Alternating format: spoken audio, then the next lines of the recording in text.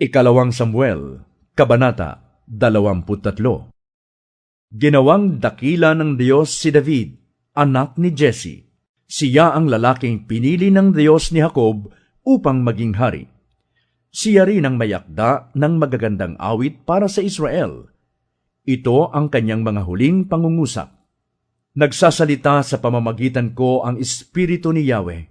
Ang salita niya ay nasa aking mga labi. Nagsalita ang Diyos ng Israel. Ganito ang sinabi niya sa akin: ang haring namamahalang may katarungan at namumunong may pagkatakot sa Diyos ay tulad ng araw sa pagbukang liwayway, parang araw na sumisikat kung umagang walang ulap at nagpapakislap sa dahon ng damo pagkalipas ng ulan. Gayon pagpapalain ng Diyos ang aking sambahayan dahil sa aming tipan na walang katapusan. Kasunduang mananatili magpakailanman. Siya ang magbibigay sa akin ng tagumpay. Ano pa ang dapat kong hangarin? Ngunit ang mga walang takot sa Diyos ay matutulad sa mga tinik na itinatapon. Walang mga has dumampot sa kanila. At upang sila'y ipunin, kailangan ng kasangkapang bakal. Kapag naipon naman, sila'y tutupukin. Ito ang mga pangalan ng mga magigiting na kawal ni David. Ang unay si Joseph Basevet na taga Takhemon. Siya ang pinuno ng pangkat na kung tawagi ang Tatlo. Sa isang labanan, nakapatay siya ng 800 kalaban sa pamamagitan lamang ng kanyang sibat. Ang pangalaway si Eleazar na anak ni Dodo mula sa lahi ni Ahohi. Siya ang kasama ni David sa Pasdammim nang sila'y lusubi ng mga Filisteo. Natalo ang mga Israelita at nagsiatras. Liban kay Eleazar, hinarap niyang mag-isa ang mga Filisteo hanggang sa manigas ang kanyang kamay sa paghawak sa espada. Ngunit pinagtagumpay siya ni Yahweh ng araw na iyon.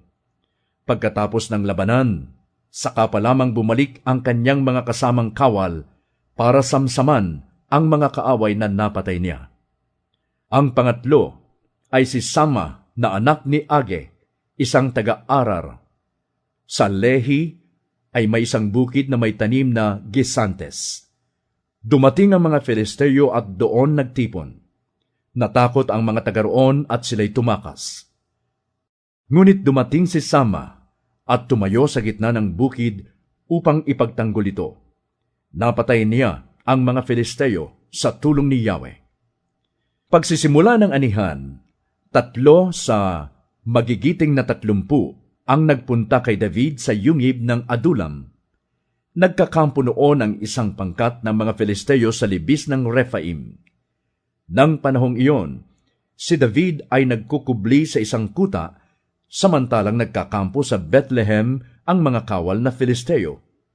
Dala ng matinding pananabik, nabigkas ni David ang ganito: sana'y makainom ako ng tubig buhat sa balon sa may pinto ang bayan ng Bethlehem. Nang marinig nila iyon, nangahas silang lumusot sa mga bantay na Filisteo at kumuha ng tubig sa balong nabanggit. Dinala nila ito kay David, ngunit hindi niya ito ininom.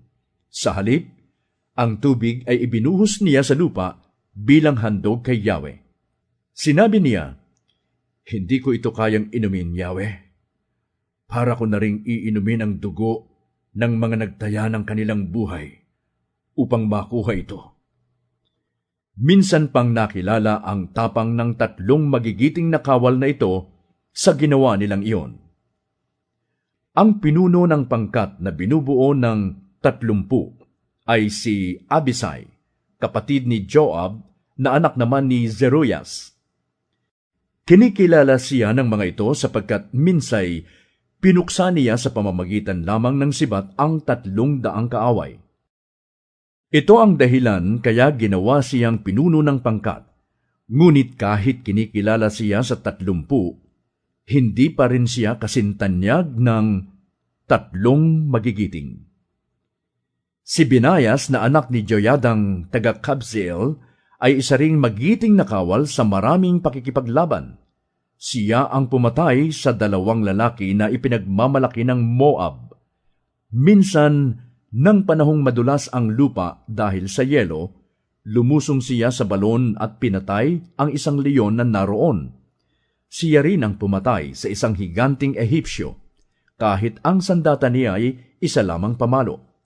Naagaw niya ang sibat ng Ehipsyo at iyon na ang ipinampatay rito. Iyan ang kasaysayan ng bantog na si Benayas, ang labis na hinahangaan at kaanib ng 30. Sa pangkat na ito, siya ay talagang kinikilala, ngunit hindi pa rin siya kasintanyag ng grupong ang 3. Dahil sa kanyang tapang, ginawa siyang sariling bantay ni David sa kanyang palasyo. Ang iba pang kabilang sa pangkat ng 30 ay si Asahel na kapatid ni Joab, si Elhanan na anak ni Dodo na taga Bethlehem, si Sama na isang Harodita, si Elika na Harodita rin, si Helez na isang Peleteo, si Ira na anak ni Ekis na taga Tekoa, si Abiezer na taga Anatot, si Mebunay na taga Husa, si Zalmon na taga Aho, si Maharay na taga Netofa, si Heleb, anak ni Baana, taga Netofa rin, si Itay, anak ni Ribay na taga Gibeya sa lupain ng Benjamin, si Benayas na taga Piraton, si Hiday na buhat sa mga libis ng Gaas, si Abialbon na taga Araba, si Azmavet na taga Bahurim,